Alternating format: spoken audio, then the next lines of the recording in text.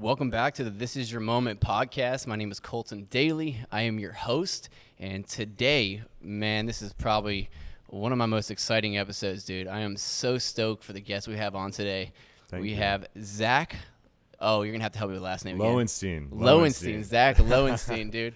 If you guys see on camera, we kind of look similar. We got the blonde hair, blue eyes, chiseled face, Brothers. the German nose, man. So Zach is on the podcast, a.k.a. BioHackZack. That's me. That's what they call me. I feel like if you're in Tampa, you know this dude. Maybe. So just to give him an edification right now to let you know why I'm so excited to have you on the podcast is this dude's a freaking genius. Like, I think when it comes to, you don't hype yourself up enough. When it comes to, so Zach is a health specialist, like let's say a human optimization specialist, right, when it comes to health. So no, you're not a doctor, but as far as talking to somebody about nootropics, right, brain enhancing, health enhancing nootropics or substances that we can utilize for maximum human optimization, like you're that dude. You know a ton.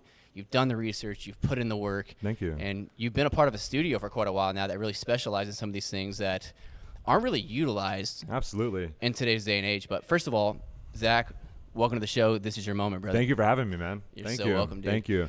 Yeah, I want to like almost serve as a bridge between medicine and coaching, where I can really help integrate the cutting edge ideas, technologies, therapeutics, and help make them accessible for people. For example, peptide therapy, nutrient optimization. A lot of people are deficient or overabundant in certain nutrients. That's significantly affecting their performance, mental health, mood, but also exercise, lifestyle, the whole gamut. You know, health goes beyond the skin. It's also energy.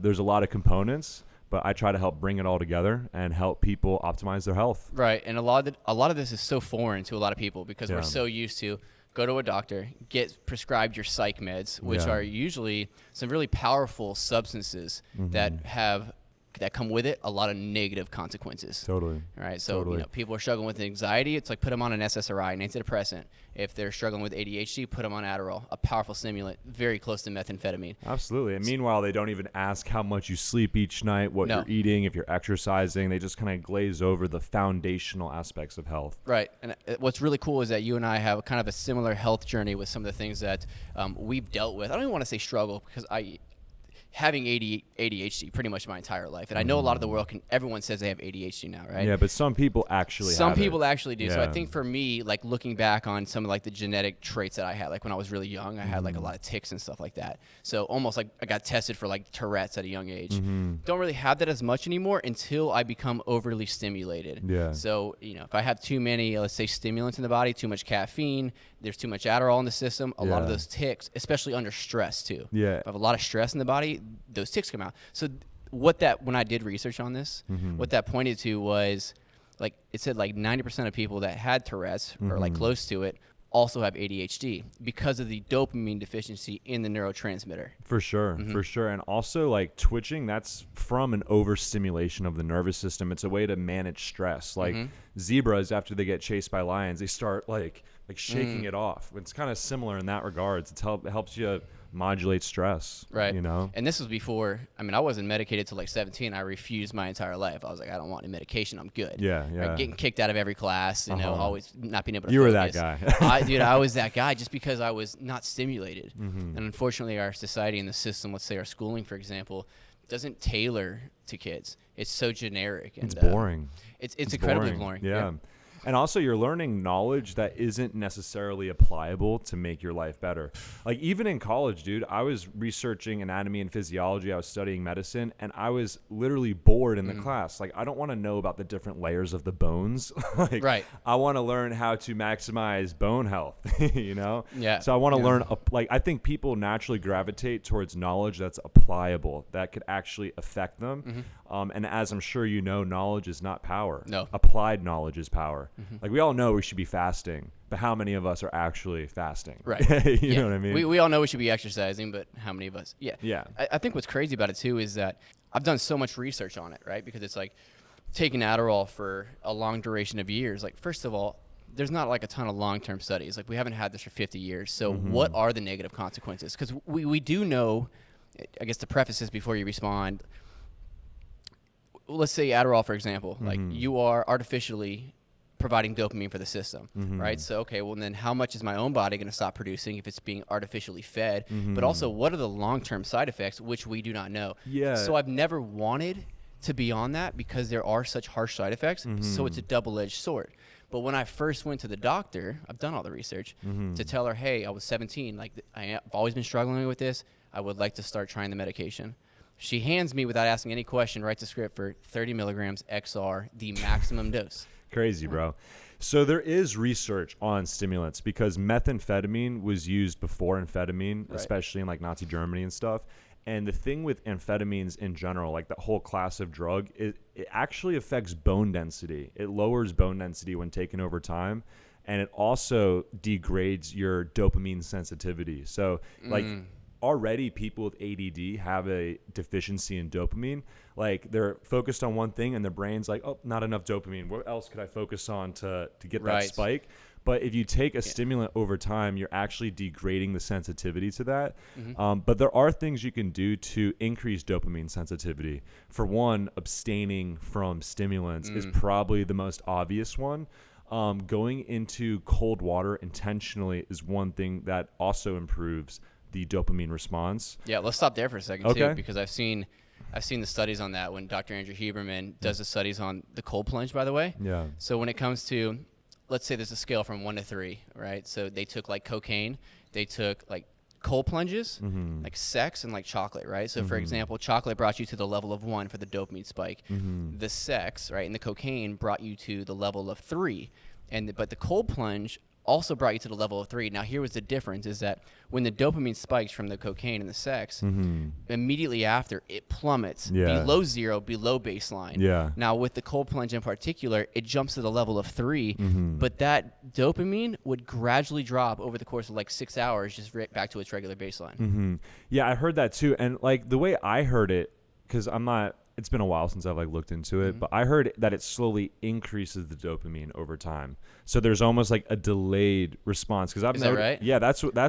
But Well, it doesn't make sense, right? Because if you're gonna get the spike, I don't know how it raises. Yeah, it almost. Well, when you get into cold water, you're getting a massive adrenaline spike. First and foremost, before dopamine, you're having a massive spike in noradrenaline, which is what a lot of people with ADD suffer from, because you have low adrenaline, low dopamine. But I'm not exactly sure how it works, and I honestly haven't read the paper myself. This was a while ago where I heard Huberman talking about that. But I've noticed when you get into cold water and you get cold enough to shiver, I notice most of the benefit, not necessarily immediately after I get out, but for the rest of the day. I have just sustained energy, focus, and clarity. I think the benefits are even more than just the physical. Because if we were to talk about all the physical benefits of cold baths or cold plunges, we'd be here all day. Yeah. But as far as like the mental component of even the spiritual component of the discipline aspect, Totally. like people sleep on ice baths. It's one thing to turn your shower on in Florida and it's like 65, 70 degrees and you're like It's room freaking temperature. out. It doesn't it's room count. temp, Yeah, but it doesn't feels count. cold. It's one thing to do 60 degrees, but when you jump into a 42 degrees, that's one of the hardest things people have actually ever done. And you come face to face with that like inner coward that's begging you to get out. Your ego is screaming at you, you're going to die, but you can override that. Totally. I think the major benefit of cold therapy is the modulation of your stress response, because when you get into cold water, it's immediate fight or flight. Like adrenaline At the highest level, let's say body, 10 out of 10. 10 out of 10. Yes. It's one of the most physically uncomfortable things we can Pure do. panic. I've seen people have panic attacks and old traumas come out, but it's the ability to go, oh yeah, and really just tell yourself, I'm safe, we're okay, I'm doing this intentionally. That override of that adrenaline spike or that stress response pays dividends in the real world. You couldn't have said a better word than override, because I think that's what it teaches you. That's the concept of discipline and realizing you are stronger than your mind. Yeah. You do not have to let your mind control you. I think that takes about, especially for a newbie, like you're at like 30 to 40 seconds before you can actually. Obviously, the more you do it, right? Absolutely. There's a 30, 45 second panic. 10 out of 10 panic. But when you are able to do that, when you have a job interview, a first date, first time hanging out with a group of friends that you haven't met before or really hung out with before, and you're kind of uncomfortable, to be able to remember to exhale slowly and slow your energy, it's a game changer. Yeah. And that is really why I do cold tubs. Yeah, I hate them. Okay, Yeah. like I do a lot of men's retreats, and we'll go find like a waterfall that's absolutely freezing. I try to skip it every time. I try to weasel out of it. Because, it's like the worst and best part. I'm so grateful every single time because I conquered myself. Like, yeah, I do get the massive dopamine rush, adrenaline rush. The stress is gone, but I conquered myself, dude. And that's the hardest part. And if you can do that, when your mind is saying you're not going to do that. I love Kobe Bryant talks about this, right? I believe it was Kobe. But basically, let's take the cold shower, for example. You're stepping in front of that in the morning, or the cold plunge, and your mind's going, you're not getting in that. Don't do that, dude. Like, turn it to warm, bro. Be comfortable. And you're like, I don't negotiate with you. Yeah. Right? I don't have to listen to my mind. And you step in anyways, and you override that voice. Yeah. That applies everywhere else in your life.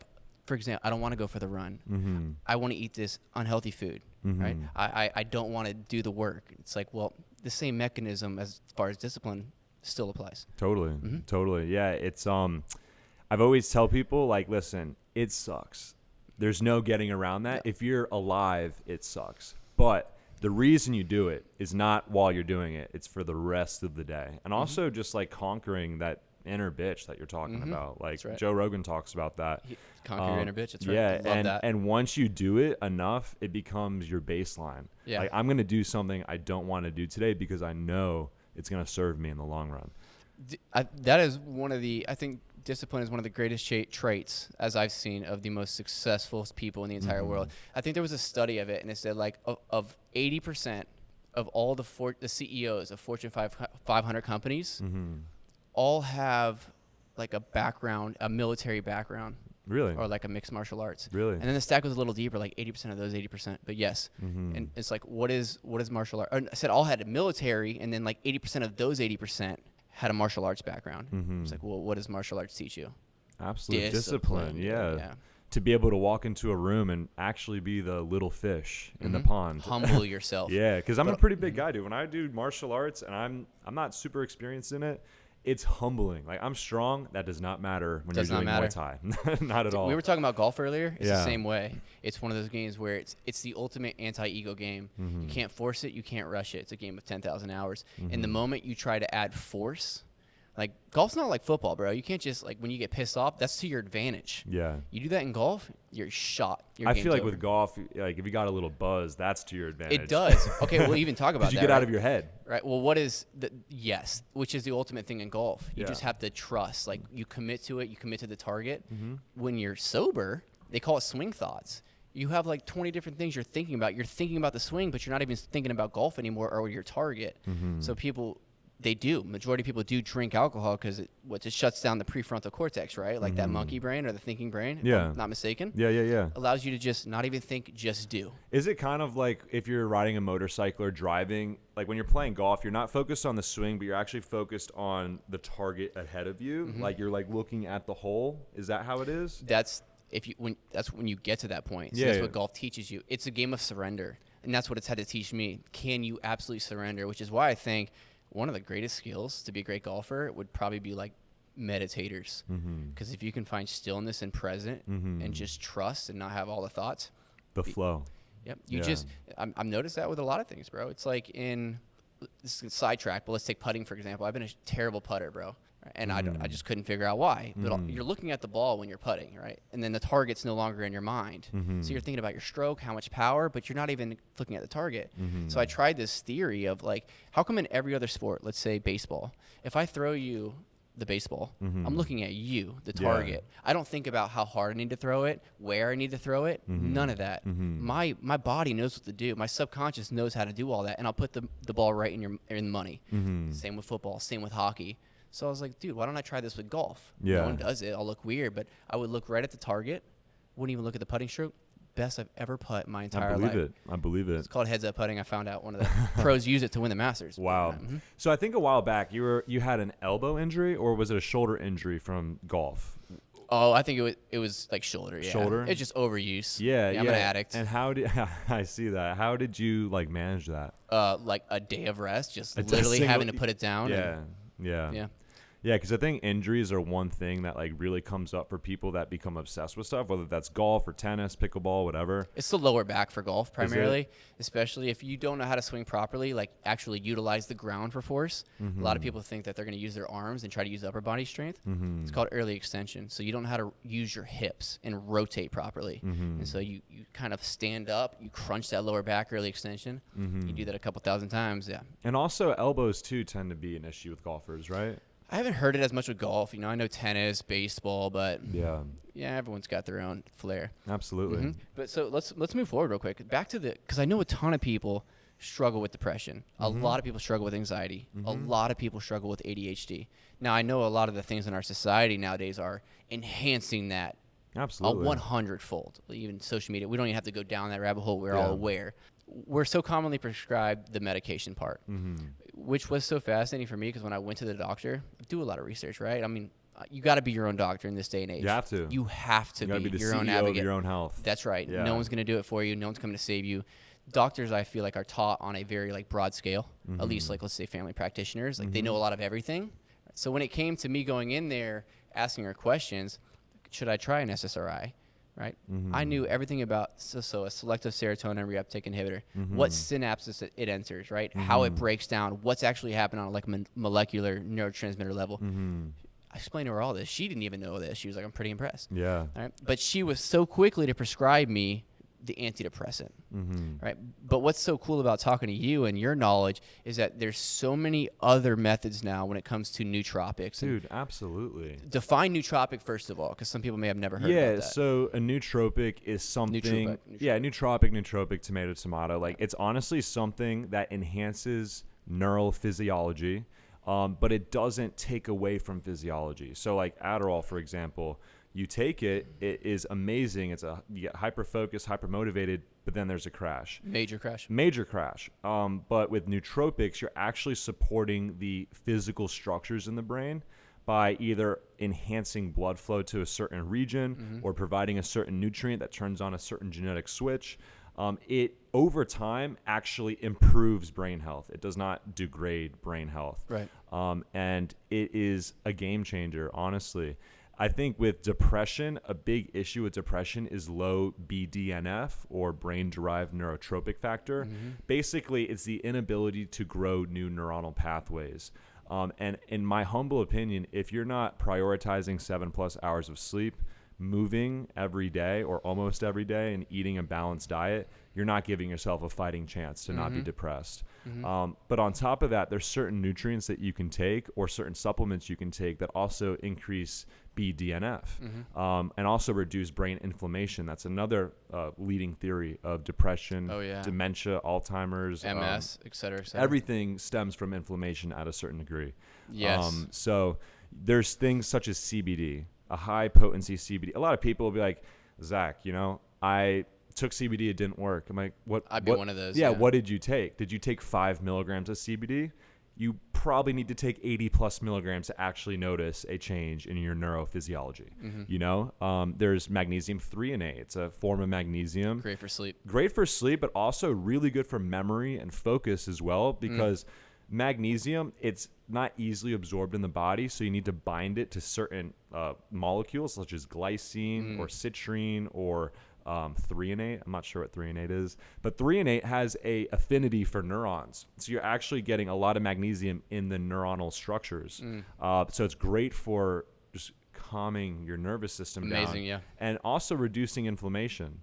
Aside from that, B vitamins. B vitamins are really good for depression, focused, ADD, ADHD. How many B vitamins are there? Because I know some of the ones that come out, like B12, is a great neuro. You have B6. I'm not 100% sure. Yeah. I want to say there's probably 7 or 8. Yeah. But there's also a lot of other nutrients that coincide with B vitamins. And I heard this statistic too. So magnesium is like one of the key vitamins for, again, neuro health, stress, anxiety, sleep. Totally. And 97% of the population is deficient in magnesium. Yeah, some 80+% for sure, and it's due to our soil. Take a magnesium vitamin. Yeah, and honestly, what I take is Bioptimizers, because like I was saying earlier, different magnesiums get absorbed by different tissues. So Bioptimizers made a product with like 7 or 8 different forms of magnesium. Some have an affinity for the heart, some the brain, some the gut, some the muscles. There's also manganese, which is also involved with magnesium metabolism and stuff. There's B6. Right. It's like literally a full spectrum. A combination, you're right, a cocktail, like a B complex. Yeah, and if you're anxious, and you're not taking magnesium, what are you doing? Right. It cured my anxiety. Right. Magnesium and CBD. I think what we're trying to say to everybody is don't let your first line of defense be Xanax. Don't let your first line of defense be antidepressants. Look, I always tell people, I'm not against it, right? But, make that your last option. For sure. And educate yourself as much as you can about the side effects. I was prescribed Xanax out of high school, and I really just needed nutrients. And on the bottle, it says take every day. That's all I know. And it's no, that is not a drug you take every day. You will get dementia. That's being proven right now. Mm-hmm. So, if you need a drug, really use it sparingly as needed for certain situations, And so even going back with, the Adderall, dude, I mean, there's a lot of people on that, myself included, trying to utilize it as a tool and stuff. I want everyone to know, there is no such thing as a free lunch. Absolutely. Right? No. You will reap what you sow. Yes, you get the benefits, but with that, you're also going to get poor sleep, right? It's because you're going to get poor sleep. You're going to get the crash. You're going to get some of the depression that comes with it. You're going to be dependent upon it. But here's the thing, too, is if you take the Adderall, right, you're going to have, probably a better day. You're going to have more focus, more productivity, but then you got to go to sleep. Yeah. Okay. Now your sleep is going to be severely impacted. Yeah. So guess what's going to happen when you wake up the next day? You're going to be tired. You're going to be lethargic. You're not going to be able to focus. And I've learned too that you can't outstimulate a lack of sleep. Totally. Right? You can't, because I used to try. Oh, I'm tired, so I'm going to take caffeine. I'm going to take Adderall. I'm going to take whatever stimulant I can find. Now, you might feel alert and awake because you're going to pump adrenaline, but you're not going to have the focus. You're not going to be clear and clicking on all cylinders. The truth is, with Adderall and amphetamines in general, it doesn't actually increase focus. It increases motivation. Right. That's what dopamine is. And it feels like you have an increase in focus because you're very motivated to type this paper, to do this project. The truth is, if you want to increase focus, you need to actually lower stress in the nervous system as well as boost adrenaline and dopamine. And Adderall does not lower stress. It increases central significantly. nervous. I mean, Adderall increases your heart rate, your blood pressure. Yeah. You're forcing your body into a fight or flight state, in my opinion, because you're driving the adrenaline. By definition, you right. are. Yeah. And so what do you think happens to a human when they're living every single day at all times in a fight or flight state, cortisol-driven state? Now you have disease. Yeah, and if you had to take Adderall for something, you can modulate the stress response quite a bit by adding other components in, such as high-dose CBD, like I mentioned earlier, but also taurine, glycine, magnesium threonate. If you take that with Adderall, it smooths everything out a little bit, and it also reduces some of the neuronal toxicity. Because I'm not saying that Adderall is necessarily toxic, but glutamate is a very common neurotransmitter in the brain, and too much glutamate is neurotoxic. It's increasing the metabolism of neurons, and your neurons are not able to essentially detox some of these metabolic components. So that is why, for example, MDMA, we always heard it puts holes in your brain. It's neurotoxic. It is from the glutamate. It's excessive glutamate. I have heard that it does wither your serotonin receptors, flowers, that you wither flowers if you continue to use it. But honestly, bro, when it comes to all of this, the poison is in the dose, and I'm a huge believer in taking the minimum effective dose. Yes. So if you're taking an Adderall, let's say you're prescribed 20 milligrams, I would break that in half. Yes. And then I'd break the half in half. You gotta just be your own, sprinkle the tiniest bit of stimulation to lower the effect of lower the negative effect, and also to not hinder sleep, because sleep is truly the bedrock to optimal health. If you could focus on one thing to better your mental health, your performance, your hormones, it is becoming in sync as much as possible with the rhythms of the earth. We are literally microcosms of the macrocosm of Earth. We are of the Earth. And if we could follow the rhythms of Earth, we literally we'll optimize our health fully. For example, staying up till 4 a.m. is almost as if winter came 5 months too late. It would literally just disrupt the entire rhythm of the Earth, and the Same is going on inside of your body. So trying to adhere to the natural rhythms, I think most people have no idea how big of an effect that would have. Most definitely. And what that would look like is going to bed around 10 o'clock every night, not eating for a few hours before going to sleep. Do that 1 or 2 times, and you feel amazing when you wake up, and you probably wouldn't need to take Adderall. Right. I notice the days when I get good sleep. Yeah. It's like unnecessary. I feel much happier, first of all. I feel much more motivated, just sense of well-being in general. Yeah. And I guess we won't go.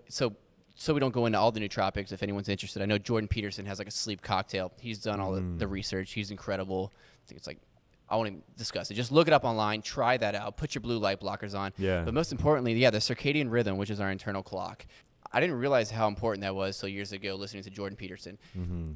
If you don't know Jordan Peterson, you live under a rock, right? But this dude is obviously one of the greatest thought leaders of our day and age, philosophers, but also he's a clinical psychologist. Yeah. So he has a patient come in with depression or anxiety. The very first thing he asks them is, what's your sleep-wake schedule? Yeah. Like, do you have a time you go to bed and wake up? Because their circadian rhythm is in charge of nearly all of our hormone production. Yeah, it is. It's like the leading thing that controls all of our biorhythms. And there's also something super important that happens when you sleep, and that is the processing of emotions and the processing of that metabolic buildup in the neurons, which is why if you stay up for a few days, you'll start to hallucinate. You will. You'll literally start to tap into REM sleep while you're conscious. That's how important it is. And if you drink alcohol, or if you're on cannabis every night, you're not actually, you are disrupting brain metabolism.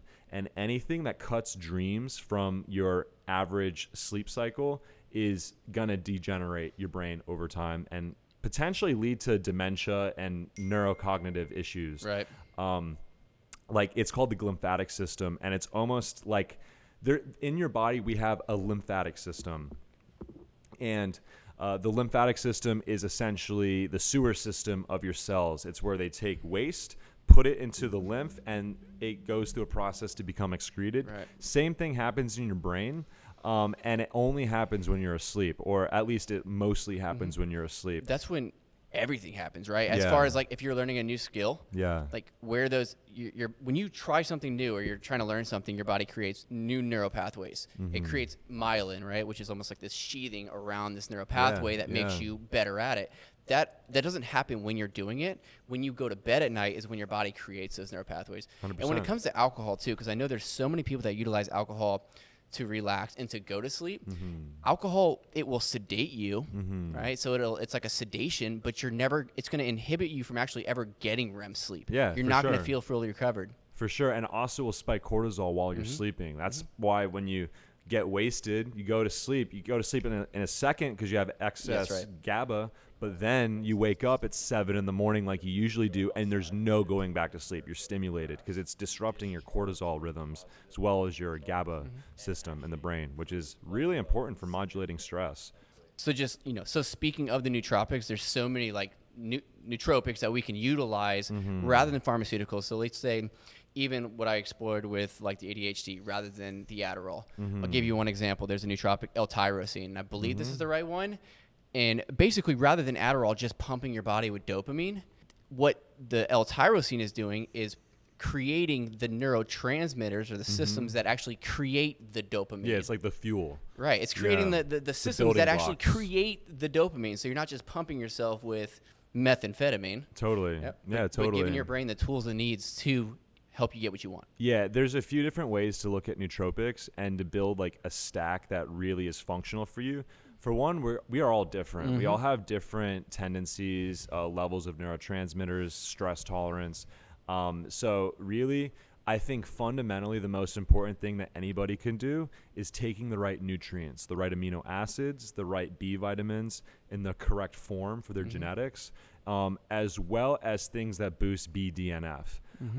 That brain drive neurotropic factor could be massively increased through supplements such as lion's mane. Lion's mane is actually being studied for dementia and Alzheimer's patients.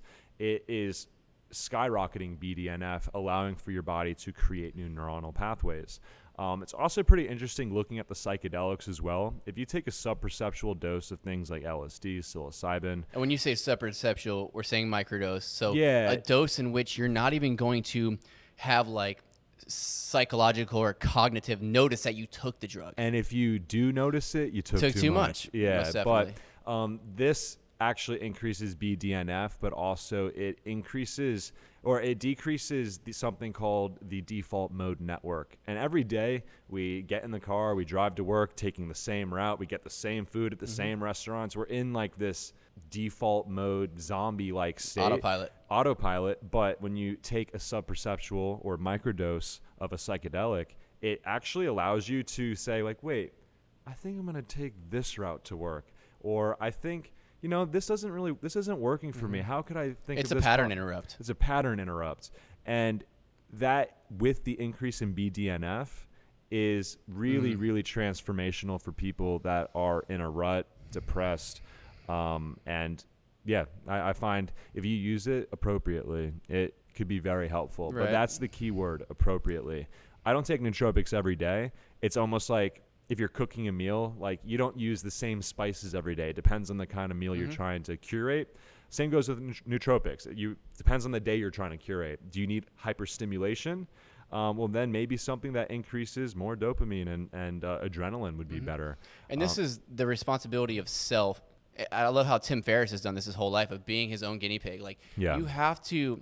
No one's going to do it for you, right? This is your responsibility, but you have to test this on yourself. You have to experiment. For sure. Right? So it's like you have to modify the doses, right? Okay, what is the minimum effective dose for me? Yeah. And the only way you're going to find that out is if you start to explore. Totally, yeah. Or get guidance from someone that's done it before and kind of knows their stuff too, because it's very overwhelming. There's an entire world of supplements. I have friends like, what do you think of this supplement? I'm like, well, bro, you bought it at Publix. Like, even if it's a good supplement, you're not getting it from a reputable brand where you'll actually notice something, But yeah, I think we all have a moral responsibility to learn as much about ourselves while we're alive, because ultimately I just want to feel as good as I possibly can so I can serve my highest function in society and help others do the same. Right. Yeah. No, I mean, I think there's factors if like you're experiencing depression. Maybe you're not, because this is the place I was in, because I loved life. I was super grateful, or super optimistic, great perspective, but I was still having like these depression-like traits and symptoms, and I'm like, this doesn't make any sense, right? Yeah. And so at that point, I'm like, okay, I need to start exploring, is there a chemical imbalance? Is there a vitamin deficiency? But also, man, like depression is inevitable, or at least depressive days, that's inevitable. But if you're not exercising, you're not giving yourself the right nutrients, the right sleep, you're not giving yourself a fighting chance but I think there's a difference that. between like cognitive depression and then like the other side of it, which is like legitimate deficiencies versus you need to go see a therapist or a coach and get some stuff worked out because that's causing it too. Next time you feel really depressed, I want you to take a shot of ginger and turmeric and black pepper and just see, like, go to like Clean Juice or Whole Foods or whatever, and lower the baseline amount of inflammation in your body and just see how that tilts your emotions a little bit.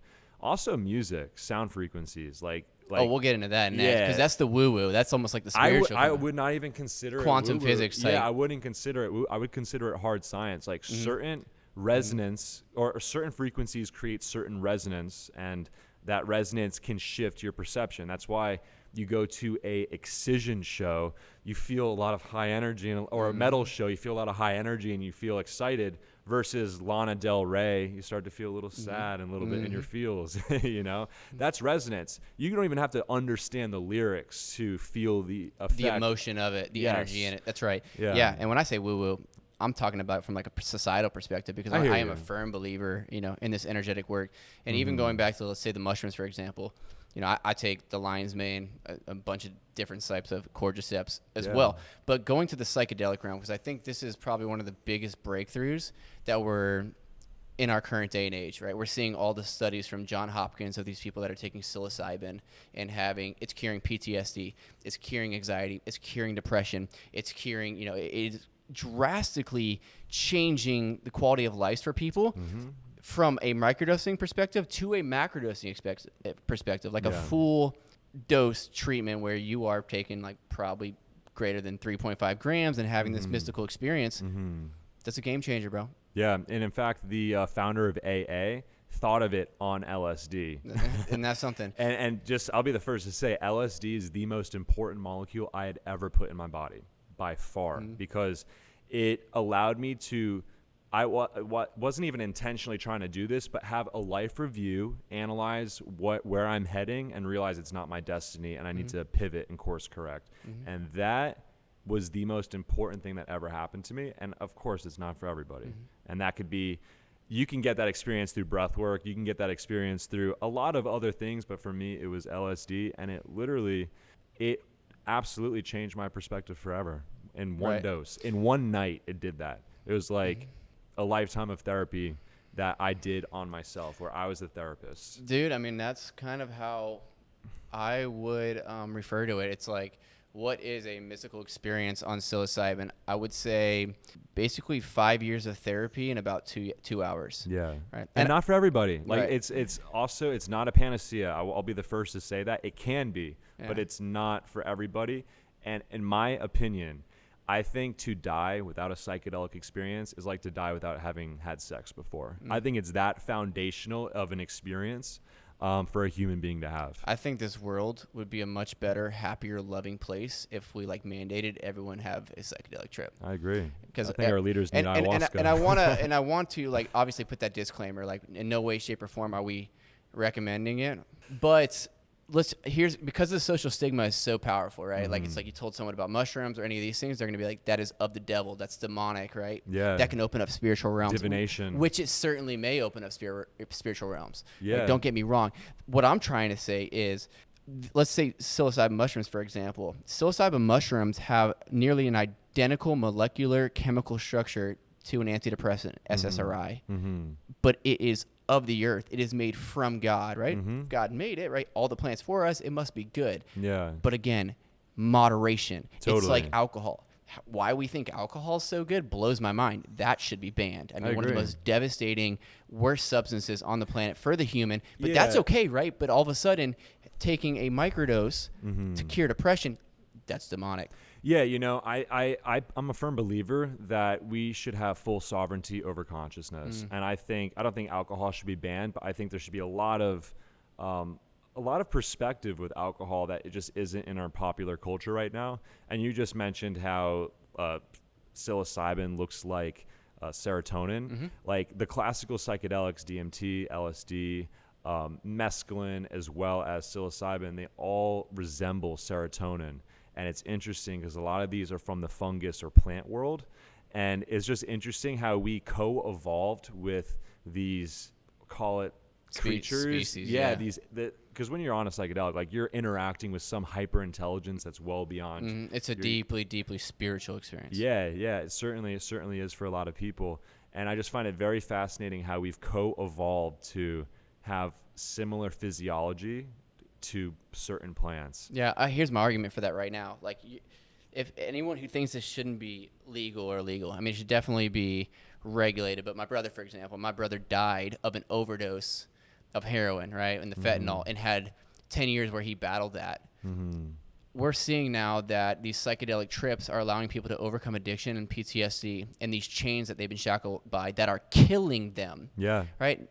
No one's gonna sit here and tell me that I wish that my brother didn't have a psychedelic trip, right? Because look at his outcome anyways. What did he have to lose? And I've noticed that one of the things with psychedelics is that they have the ability to, whatever's going on beneath the surface on a subconscious level, whatever pains, traumas, addictions, or demons you are fighting, when you do have this mystical experience and take this psychedelic drug, you are going to have to face them face to face, right? So even in the concepts where it's like, oh, you might have a bad trip, yeah, it might seem bad, but to me, what a beautiful experience, because now for the first time ever, those demons are no longer hiding under the bed and in the closet. You have to face them. It depends, because this is why it's so important to really emphasize set and setting and who you're working with, because I have seen demons come to the surface and then it follows people. Like it's not like there's no one way how it usually works. Like you are opening a portal inside of your soul, and you need to be under guidance, people that know how to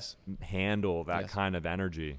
You know what I mean? But I think like it really has the ability to be that radical consciousness shift on earth that we so desperately need to come together. I think that and the UAP phenomenon absolutely are the two things that could really hyper change our perspective of where we are in the universe. Yeah, well, I think we'll dive into that at the end. I know you're really excited to talk about aliens. Yeah, always.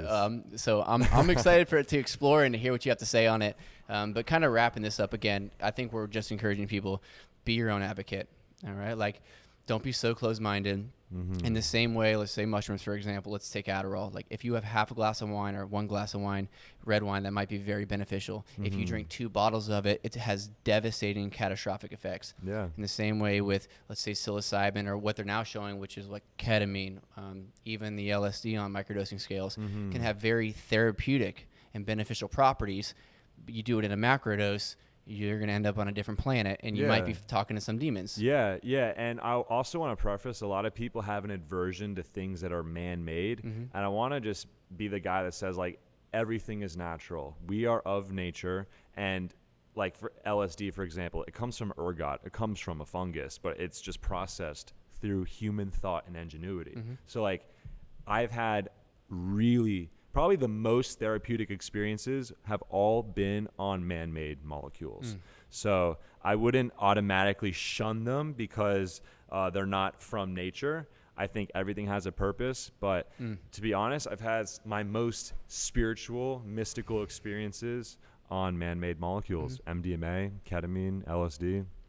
Yeah, it can be one of those things that could be utilized as a last line of defense. Like taking my brother's extreme example, like, okay, on one aspect, it's like your brother needs Jesus. Like, okay, yeah, I agree.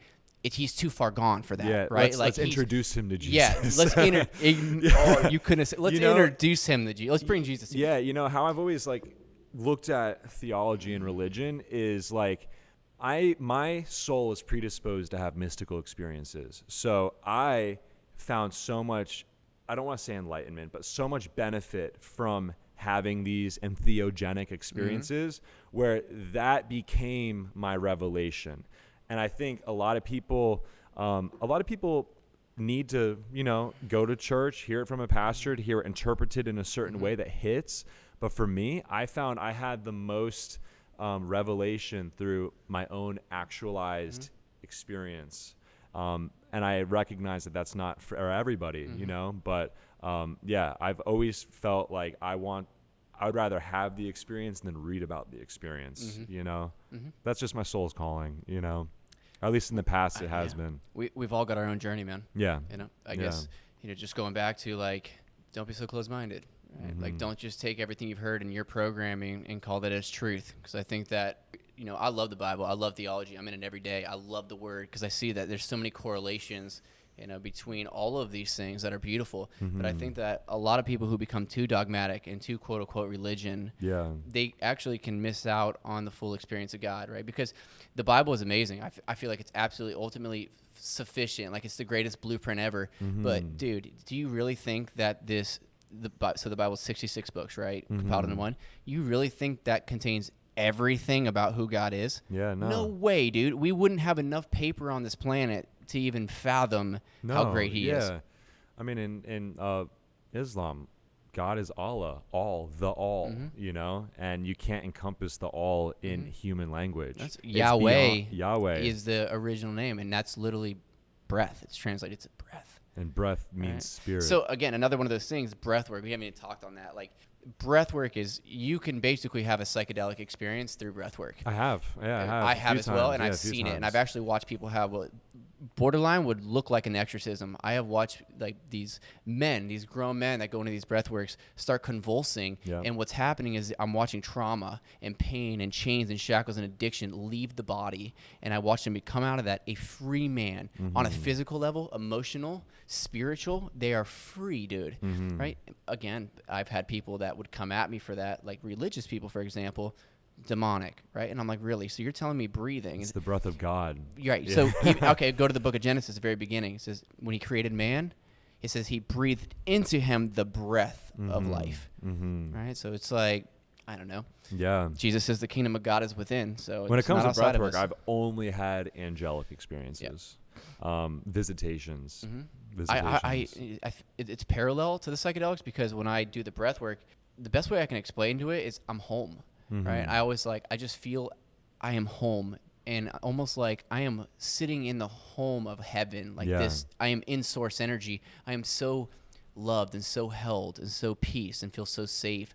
I'm just tapping into a very spiritual dimension. It's like you're in that liminal state, like approaching what goes beyond the veil, and you're able to like kind of make contact with whatever intelligence is beyond, whether that's your grandma or Archangel Michael, like, or whoever is your guide. You can immediately have a clear connection with that being. Yeah, I've had some powerful experiences. Shout out to Anahata in Sedona. She does shamanogelic breath work. And I've done breath work probably 10 times or so before her ceremony. Within 2 minutes, I'm sobbing. Oh, I'm just yeah, making dude. contact with like relatives. Just so much grief is coming up within like 3 minutes. Right, and It's crazy. that's what's the craziest part about it. Yeah, I've seen a lot of men just like full down, It feels amazing. breakdown, crying. You don't like, want to stop crying. like full blown weeping, crying. And I've also seen, dude, I've watched sometimes where saw this in my best friend and a couple other guys. They just like, because they have already shed, it was like multiple, this is like their third or fourth breath work, and they had shed so many layers and gone through the crying and released the pain. They went to the other side now. So since they were able, the pendulum swings both ways, right? Since they were able to deal with those painful emotions, and once they were released, I watched them go into a full-blown laughter, hysterical laughing for like 30 minutes straight, where my best friend's like literally like, I see the source, like I'm seeing it, and there's just pure joy and ecstasy that comes upon him like I've never seen laughing before. Buddha. From simply breathing, dude. And so another, like when it comes to the spiritual side of it, like, is it demonic? Okay, well, let's go theology. Let's go Bible now. If that's demonic, right, you're telling me, let's if the Bible says that the devil, Satan's only job is to steal, kill, and destroy, certainly he wouldn't want to give someone healing. Certainly he wouldn't want to bring them joy, love, and peace and let them be free. So that would be contradictory, right? So it's like, judge a tree by its fruit. Right? Yeah. Good tree can't bear bad fruit. A bad tree can't bear good fruit. There's tremendous healing, tremendous freedom being found in this. So I think people are just so scared to explore it because it's going to annihilate your ego, because now you're going to have to question who you are and every belief you've ever had, because the cognitive dissonance you're going to experience in this realm, you're going to have to rethink everything. Yeah. No, I think that's cognitive dissonance in general. We have to realize we don't know anything. You know, the James Webb Telescope just discovered that the universe is actually at least double as old as we thought it was. Why can't they just admit, like, we don't know? And the universe could have been here forever. And we just can't, our human brains cannot conceptualize, like, what forever, like, it breaks our brain to think about that. Truly. And I think we need to be, like you said, a lot more open. And the only way to get more open is to have experiences that make you more open, such as traveling, such as breath work, or plant medicine ceremonies, or I mean, even having a relative die that you never thought about having them pass away, and then it just shatters your worldview. That's what happened to me. That's what blasted me into my enlightenment journey. Well, Carl Jung, the philosopher, says that enlightenment is barred, or essentially mandated, of the necessity of a pathway through hell. I believe that. Right. 100%. So it's like, in the same way gold's refined by fire, diamonds are formed under pressure, like when you're absolutely crushed, right? I think for me, when I lost my brother and father so quickly, so rapidly, I just had to, what is the meaning of life, dude? Why am I even here? And it brought me down a very dark hole. But I think that, I don't know if you saw the podcast with Jordan Peterson and, what's the other guy? Talks kind of weird. It's like a scientist. Whatever, dude. And he was like, basically, if you look into the darkness long enough, you'll only end up seeing the light, you know? And so for me, that was my dark night of the soul. I had to annihilate my ego. And you can't fully annihilate it, but I had to decide, like, and figure out, who am I?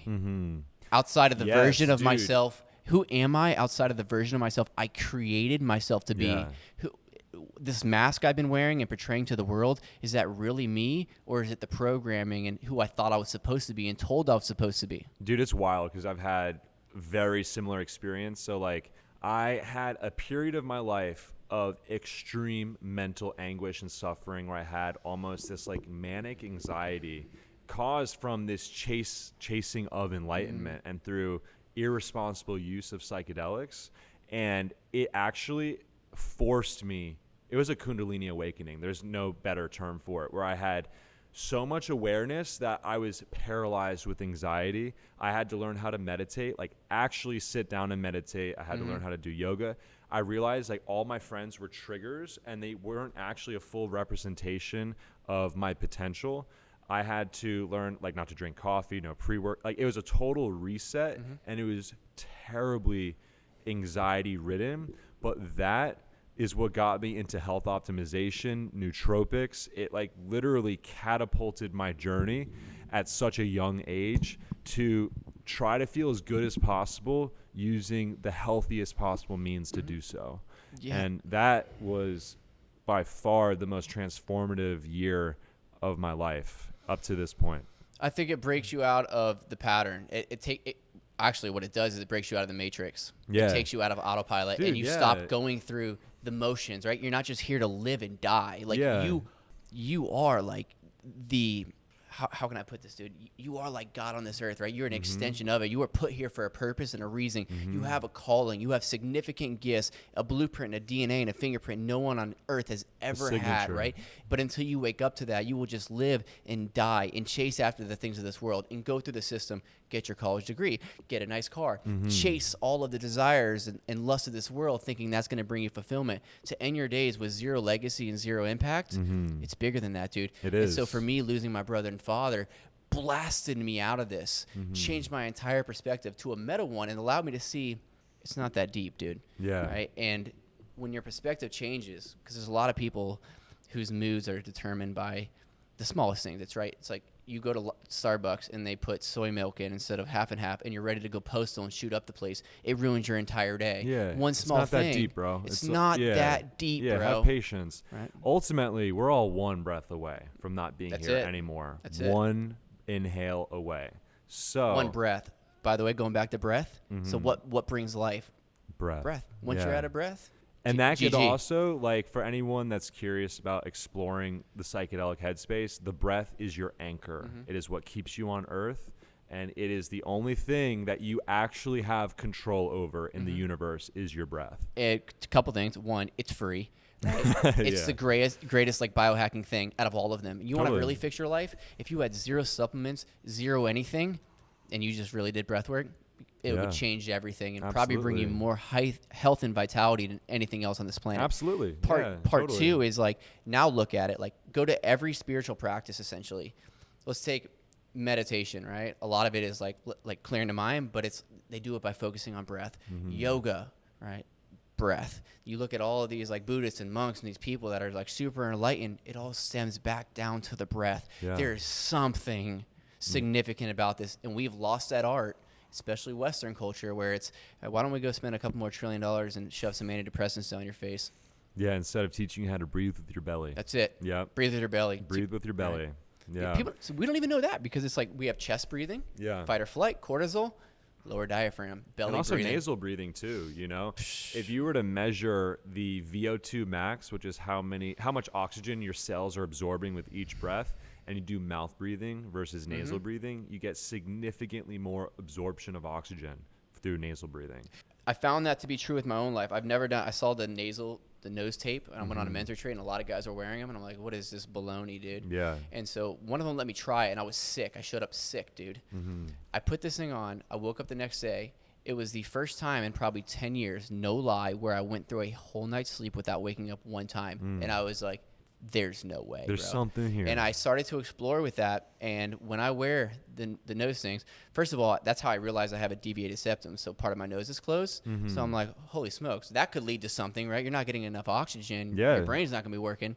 But two, when I wear that, dude, my nose feels cold, because I'm getting in so much more oxygen than I'm not used to, and the sleep is significantly different. And I must say, like, your nasal muscles go through shifts throughout the day, where the right nostril will be closed than the left. But if you sleep with your mouth taped and you wear nasal strips, you'll actually change the bone structure of your face over time.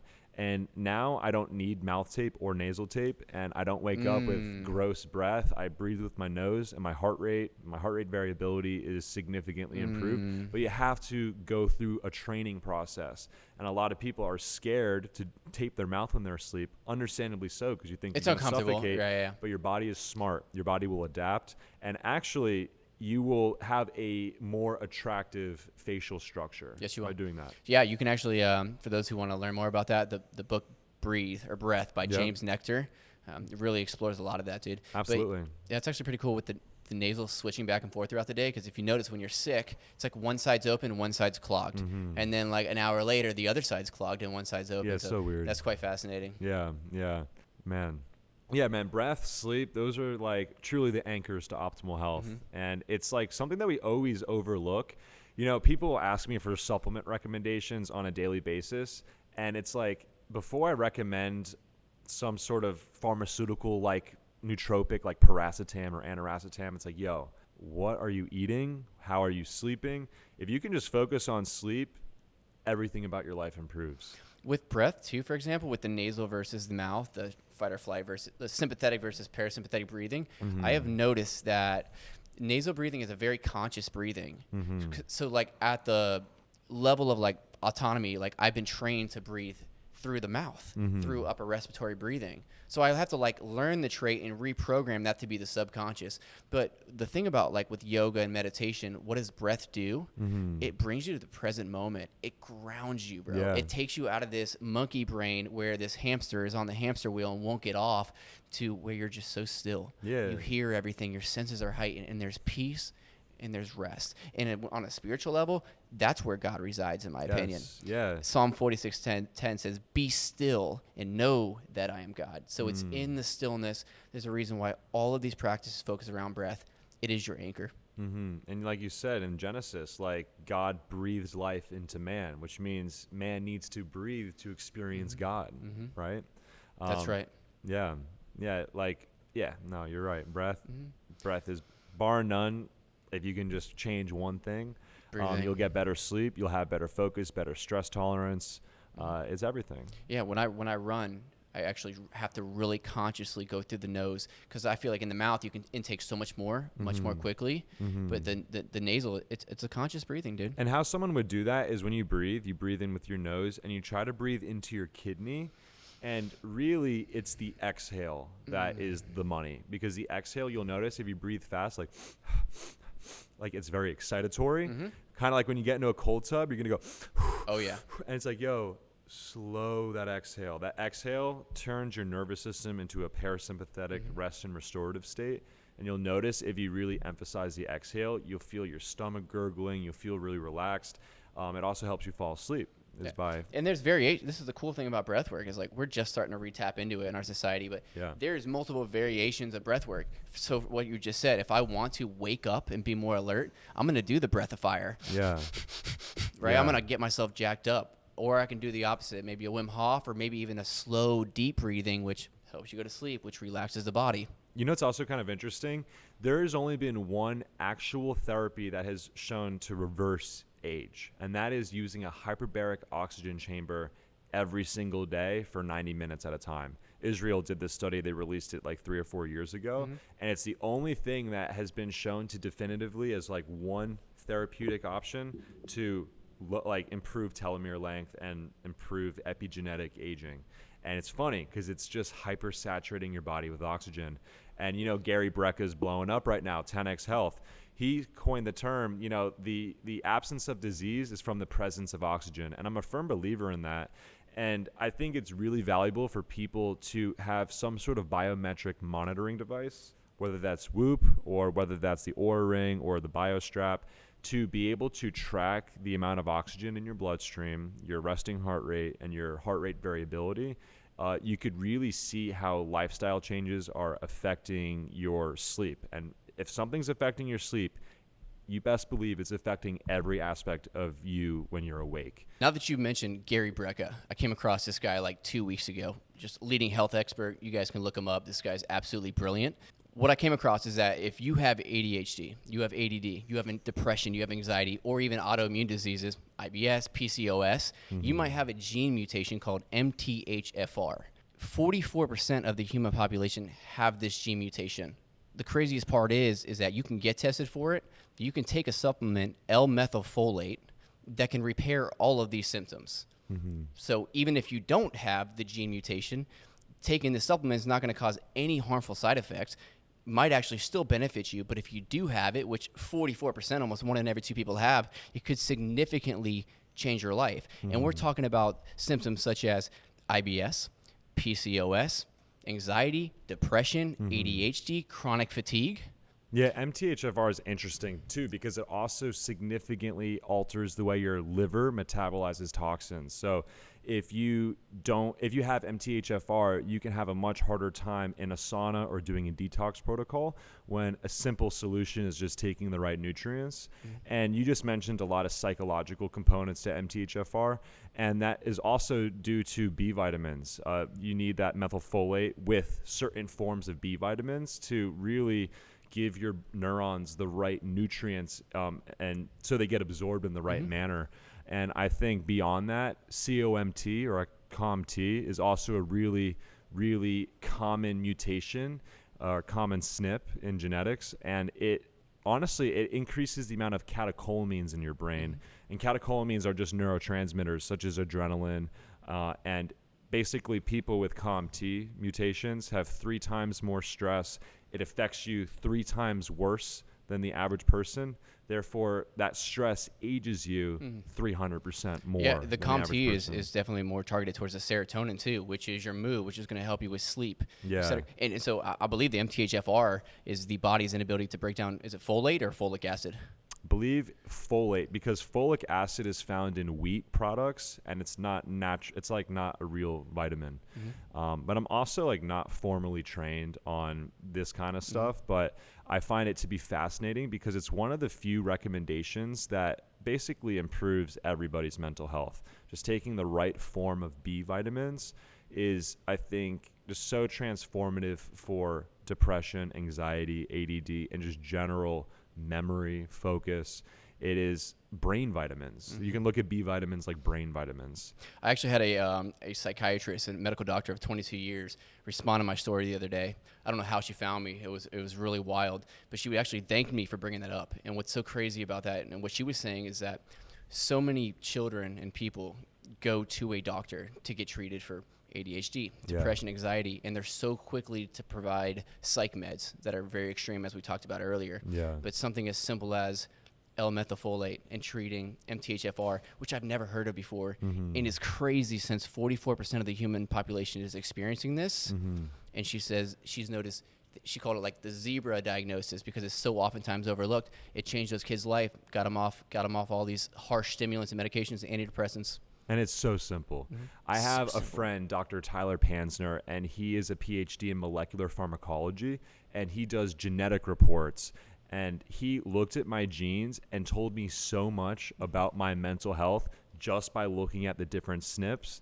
And he also told me, like, take this form of this supplement, avoid this supplement.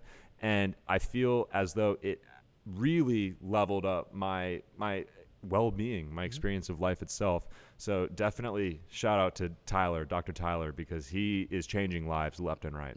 And he goes over MTHFR, COMT, and a whole plethora of other more nuanced genetic SNPs. Right. And it really doesn't surprise me that I've never heard about it before. I mean, pharmaceutical is backed by so much money. You know, so it's like, it doesn't. In this solves the problem. Like, this actually just solves the problem. It's just not masking the symptoms. Totally. Some things that Gary also touches up on is the importance of oxygen. Earlier, I quoted him, the presence of oxygen is the absence of disease. And his perspective on that, I think, is really, really effective and really, really nuanced, where he basically is encouraging people to do PEMF, or pulsed electromagnetic frequencies. And you could actually do this by just walking barefoot on the grass or in the dirt or at the beach. You don't need a fancy equipment to do so.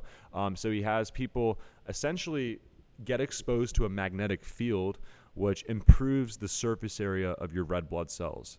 Like right now, we're inside a space with a lot of Wi-Fi, a lot of electromagnetic smog, and it actually changes the way our blood flows. It causes red blood cells to stick together. But if we were to go outside for 15 minutes barefoot in the grass, we discharge a positive electrical charge, and it actually improves blood flow significantly, like astronomically. So there is that increase in surface area, and then he'll have people do either breath work or exercise with oxygen. And when you have that increased surface area, you have more binding potential for red blood cells and oxygen. So you're increasing the oxygen in the bloodstream, and then he'll have people do red light therapy. And red light therapy is fascinating. It allows the mitochondria to release nitric oxide and bind to oxygen. So it directly increases the amount of ATP your body is able to generate, and it lowers inflammation. It gives you more wakefulness. It turns on the right genes, because when you have more oxygen and better mitochondrial health, you are a healthier person. You're turning on the right genes, turning off the right genes. Well, even when you think about it from like, when it comes to electrical, like wiring, you have your red, and your black, or your positive and your negative. Yeah. But you have to have a ground wire too. And where do they ground it to? Like the earth. Yeah. Right. So it's like the same with humans. Like everything is energy, is frequencies. Yeah. And so it almost sounds, again, woo woo and esoteric, but simply going down what they call grounding or earthing. Yeah. It sounds woo-woo, but it's biomechanics. We're a battery. Our mitochondria are generating electricity through sodium, potassium, magnesium, as well as through electrons and ions. So if you are wearing rubber soles in your shoes and you're constantly exposed to a positive electrical charge, you are creating disharmony in the body's electrical network. And this is called the calcium ion channel. And actually, what being exposed to EMFs does is it increases inflammation in the body. EMFs at electromagnetic frequencies? Yeah. Okay. Yeah. So it increases the amount of inflammation in the body because it's not allowing the calcium ion channel to flow properly to actually allow antioxidants to flow into the cell. So one way you could also mitigate this in some fashion is to take adequate magnesium and vitamin C. It allows for better calcium ion flow, but the cheapest route is just go outside for 5 to 10 minutes barefoot on the grass. Right. And especially, Dr. Andrew Huberman, when we talked about sleep earlier, he said the number one thing is the sunlight. Like right when you wake up in the morning, most beneficial thing you can do is get direct sunlight into your eyes, because it actually launches your circadian rhythm, increases cortisol, starts the clock on that melatonin production. So towards the end of the night, I think it's so beautiful that science is now starting to catch up with almost like the spiritual aspect. Yeah. Let's say quantum physics, for example. You said that 100 years ago they'd probably kill you, but now we can take real tools, right, and see electromagnetic frequencies. We can see your electromagnetic field, what they would probably used to call an aura, right, around you, and how that can expand depending on your emotion and your current state of being, or contract. Dude, quantum physics is fascinating, and it's actually been proven now. Like, it's quantum theory is proven. So when they talk about law of attraction, okay, well, let's go biblical. Like, you reap what you sow. In the book of Proverbs, book of wisdom, as a man thinketh in his heart, so is he. Like, these are things that have been around in the ancient texts at the beginning, that now we're finding the technology for it, science-wise, and we can provide an explanation that's not so dogmatized by religion. Yeah. But this is real, man. And what's also interesting is looking at the brain not as a generator of consciousness, but rather a receiver of consciousness, and how we are like, what you envision, therefore is. Like, what you believe is. Like, you can't tell a schizophrenic their hallucinations aren't real because you don't experience it. To that person, they're as real as you and I are. That's so your perception does generate your reality, and I do think as we age, they're going to be proving that more and more.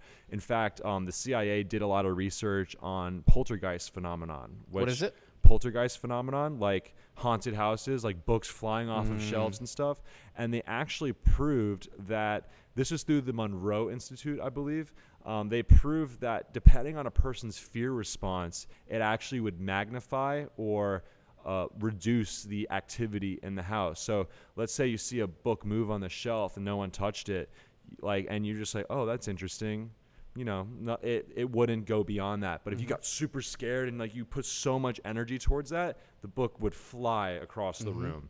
And that stuff's coming out. Well, in our Western culture, we're so desensitized, because of our media and our mainstream and our movies and stuff like that, to the spiritual realm. When it comes to spirits, when it comes to demonic and the darkness. But, Eastern cultures aren't like this. They're not as naive. Like, they're very aware that there is something far greater than the physical. Yeah. And, we hear terms like angels and demons, and what are we literally saying? What are we saying?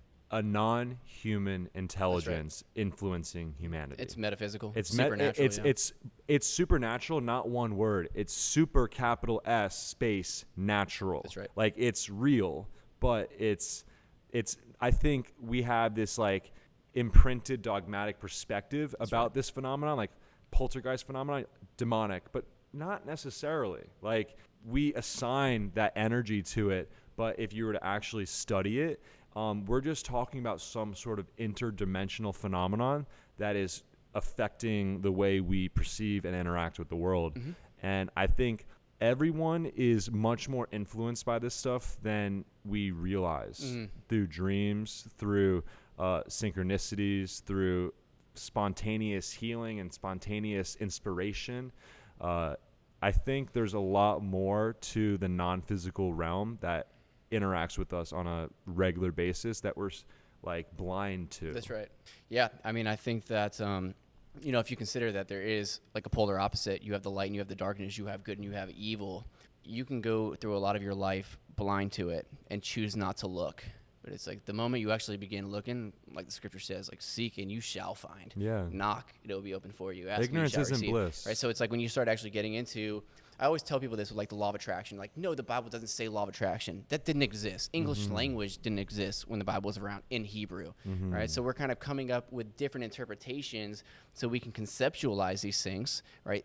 These universal laws. Right. So, and I tell people, it's like, dude, this is very real. Like, this is biblical, but here's your different interpretation. Let's say law of attraction. As a man thinketh in his heart, so is he. Give and it'll be given to you. Pressed down, good measure, well shaken, running over. Things that Jesus would talk about. I'm like, it is a universal law. Is gravity mentioned in the Bible? No, Newton came up with it, but we accept that as a universal law. So same thing with like law of attraction. It's like, no, you don't have to believe in it. In the same way, you don't have to believe in gravity, but you can go step off that building and find out. Yeah. Right? Yeah, law of attraction has a lot of weight and it's woo-woo-y. yeah, it has a lot of, but like what we're talking about is quantum physics. It is like quantum what physics. you in your mental plane, what you frequently see becomes your frequency, you know? Like let's like dissolve any woo-woo like connotations with that. The law of attraction, if you are heading in a certain direction, you have to see the direction you're heading in. And we have the ability to course correct either in a negative manner or a positive manner. So, and really, with the law of attraction, for example, it's as with everything, like attracts like. We attract what we are. So it's like if let's say you're vibrating, because we are atoms, we are energy, and we do vibrate on specific frequencies. Yeah. Most of the time, depending on our emotional state. Yeah. So it's like, you ever heard of the concept, when it rains, it pours? Well, of course, bro. Like, and especially on a mindset state. Like, if you're really depressed, if you're an angry person, if woe is me and it's all negative perspective, you will continue to manifest and attract the very same thing. People, that are on the similar wavelength and frequency. But once you hit to the higher scales and you're with joy and love and peace and you're exciting, you're going to attract those people, circumstances, and events. Totally. Yeah. Like, we're magnetic. That's right. Like, our thoughts are electric, but our emotions are magnetic. And that's not biblical, right? But it's like, not, but it they is. didn't have that. But it is. It's written. Right. Well, this is why when Jesus often gives these parables, I think this is why people don't understand the Bible. One, because they haven't even read it. They're like, oh, I've read it. Like, no, you haven't, dude. Like, you went to church when you were a kid. You didn't have this. When Jesus spoke in parables, he was speaking in such deep, profound ways. So he spoke in parables because they were evergreen, they were timeless. He'd speak in farming analogies because they transcend time, right? And we can understand it. But after he would speak these parables, he would say, he who has ears to hear, let him hear. And he who has eyes to see, let him see. Because until you actually have the understanding and the wisdom, you will read what he was saying on the surface level and you will have the wrong interpretation of it. Because what he was saying was far more profound. To give you one example, right? When he talks about when you go to build your home, right, don't build it on sand. Build it on a firm foundation so that when the wind comes and the wave blows, when the hurricanes of life happen, your house is not knocked over. Right? When I was a young kid, I'd be like, okay, yeah, it's cool, dude. When I go to build a home, I'll put it on some cement, right? Some solid ground. That home he was talking about wasn't a physical home. That home was your heart and your spirit. So that when the winds of life come and they blow and the hurricane comes and you lose your father and your brother and you have a traumatic event and all hell is breaking loose, you're not annihilated, dude. You're standing on a rock and your faith is strong. It's like the root analogy. The deeper the roots, the deeper into the darkness that you have allowed your life to take hold of, the stronger the foundation. That's right. Yeah. That's right. Yeah. So again, going back to don't be so dogmatic. Open up your eyes. Yeah. If you really, I tell people this, like if you really want to know God, he's not hiding from you. Mm-hmm. Right? Actually, the Bible says, come near to God and he'll come near to you. So asking you shall receive, seeking you shall find. I want to ask you a question. What do you think happens when you die? I will tell you this. One of my favorite words that I picked up from a friend, and it used to annoy me, but it makes so much sense, is maybe. Right? Because, again, I'm human, dude. I am so limited. I've got 29 years on earth. I've only studied what I've been able to study, and I've realized the more I know, the more I don't know. Mm-hmm. Right? So as a Christian man and taking the Bible as my truth, Mm-hmm. right? I believe that my soul, goes to heaven and goes back into source. Mm-hmm. And I'm going with God into eternal ecstasy. Mm-hmm. Now, who knows what that really means in the Bible? Like go in the book of Genesis, right? When they ate from the garden of the tree of the knowledge of good and evil, the apple. Was it really an apple, dude? Mm-hmm. I don't know, right? But the story and the symbolicism and the archetypes that are within it have a meaning, Mm-hmm. right? So what heaven is, I don't know, and I won't know until that day, right? So a lot of these spiritual practices, their interpretations of it, are they right? Maybe, Mm-hmm. right? Who am I to say who's right and wrong? Mm-hmm. Who am I to determine what the outcome is? So I have a lot of hope, and I think the beautiful thing about the Christian sector, not religion, right? Like the Christian philosophy. Religion, the Pharisees and the Sadducees, those religious people are the same ones that murdered Jesus and beat him, the very people he was in opposition against, Mm-hmm. right? So it's like the Christian, where religion is man searching for God, Christianity is God searching for man. It's not by works or being good enough or doing enough good things. Mm-hmm. Right? It's just about grace. Right? And so I think for me, I'll edit this. Hold on, let me get my thought. It's okay. Hold on. I think for me, what's beautiful about Christianity is the hope that comes with it. Right? It took away completely my fear of death. As Paul talks about, like the day of being born is far worse than the day of dying, because now you're coming into this world of suffering, a life of suffering, where you're on your way to death.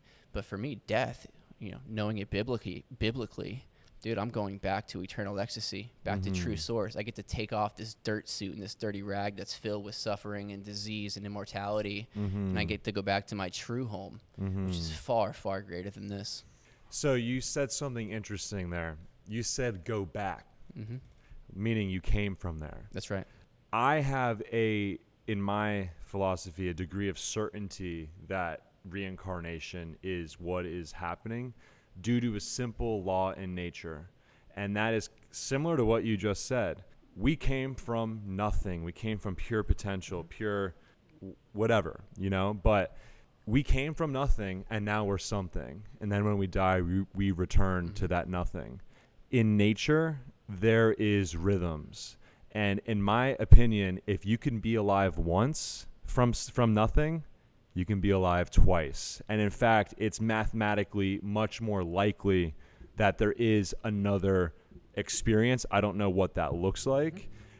In my interpretation, I believe heaven and hell is a state of consciousness. It's a state of judgment on yourself and a state of how free you are within your own expression, And I think when you are on your deathbed and you're actually evaluating your potential or your lack of potential or whatever went on in your life, that is truly what will determine heaven or hell, because it's that anguish or that ecstasy that you feel when you're reviewing your life. So like I have so much faith, but also like an inner knowing that when I leave my body, there's going to be some sort of reunion, but then a re-entry into another something, because I came from nothing. Now I'm something. I'll return to that nothing. Why would that stop there? Like if I could be alive once, I could be alive twice.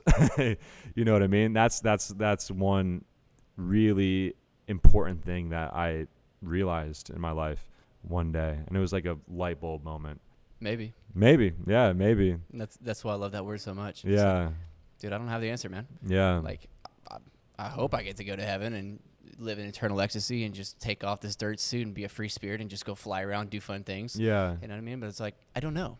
So I'm never in a position to tell somebody else they're wrong. It's kind of fascinating that this whole reincarnation concept has been coming up a lot lately. And I started reading Joe Dispenza's book on meditation, which is a lot of, quantum physics and tapping into that realm, which we're seeing like supernatural healing, stage 5 cancers that are terminal, all of a sudden in a few weeks time, they dissipate going back to the doctors and like, what, this doesn't make any sense. This can't happen. Like, how is it gone? You know, and on a molecular genome level, they have an entirely different genetic code all of a sudden from diving into this. So he starts talking about this whole reincarnation. My best friend's on this spiel, you know, and then you watch these little kids at 3 years old that are telling their mom that they died, you know, and they were in this car accident and their name was this and they were at this place. And then you go and look it up and that person existed 50 years ago and that was her name and she died in this car accident. It's like, how is that possible? So, I mean, I'm getting goosebumps right now talking about it. So my thing is like, I got a lot of goosebumps talking about this. Maybe, dude, you know, but I think I've gotten to the point where like, if it is, cool. If it isn't, cool. Either way, we're on the ride. I kind of try not to go down the rabbit hole too deep because sometimes that knowledge is meaningless and it's chasing after the wind. 100%, man. So many people focus on like the spiritual journey, the what happens when you die, blah blah blah, and they're forgetting like, yo, like this is the experience. Yeah, like this is it. Right. Let's focus on being alive and making the most out of it. And I think we get glimpses of reincarnation when we have children, and we see that spark of our former self in a new being. And I do believe that our genes hold memory, and I believe that that is honestly something that's going to be really important in, I guess, cultivating like a awareness with yourself. I don't know, like it's kind of abstract in many ways, but I do believe that our genes hold memory, and for some reason I feel like I have memories that were my dad's memories, that there's no, like, I don't know if they're projections, but it feels like so deep in my core, it's hard to put into words. I don't know. Even from a theology background here, it's like, you know, the Bible talks about iniquities, in other words, generational curses that get passed down through the bloodline. And so to make it in more layman's term, it's like, so we all accept from science that addiction is genetics. Okay, it's like, dude, that's a spirit of addiction, right? That's something very dark that gets passed down through the bloodline, which we'll call genetics. You know, but on the contrary too, it's like, if the bad stuff can get passed down, well, so can the good things. You know, the spiritual gifts and the talents, dude. You know, the IQ level, the father's a genius and the son ends up being a genius. This guy can you know, it's like, take an example that there's a Beethoven that lives and his son all of a sudden being born is a master at his craft. You know, so I think all of that is very real. It certainly does exist. Yeah, for sure. And it's just words. We're all talking about the same thing. Whether we're talking about MTHFR, COMT being passed on, causing you to have a predisposition to be addicted to stimulants or whatever. Or you can look at it through like the spiritual lens, or like there's these filaments or these cords that are passed on. It's like the same thing, you know? It's a crazy story. I remember listening to actually a pastor one time, right? And he was talking about when his son was younger, his son came to him and was like, Dad, I'm having these dreams of like killing people, like assassinating people, like being really sneaky about it and having to like take people out. And his dad said when his son came to him in that moment, he was terrified because his dad had those same dreams since he was a boy, constantly having those dreams over and over again, and those desires and those urges that he's had to withhold himself from. And so because of this, he went back and was like, where is this coming from? And so he went back into his family tree and traced it back and traced it back and traced it back and found out like hundreds of years ago, his family came from a long bloodline of some of the greatest assassins that have ever existed. I believe that. I've heard a similar story with like a girl that had a recurring nightmare of being stabbed in an alleyway. And it turns out her grandfather in like the 1910s was stabbed in Brooklyn in an alleyway. And like that memory, that fear, that imprint was passed on. So I think that's just further evidence that we actually store memory in our DNA. All right, so we're going to take a quick pause here. We're about an hour 25 minutes into this episode. One of the cameras died, so Zach and I took a quick break, came back and recorded a whole another hour of footage. So I don't want to make it too long. I want to break it into two parts here, but as you guys can tell, Zach is absolutely epic. This dude is a genius. He knows his stuff, a human optimization specialist.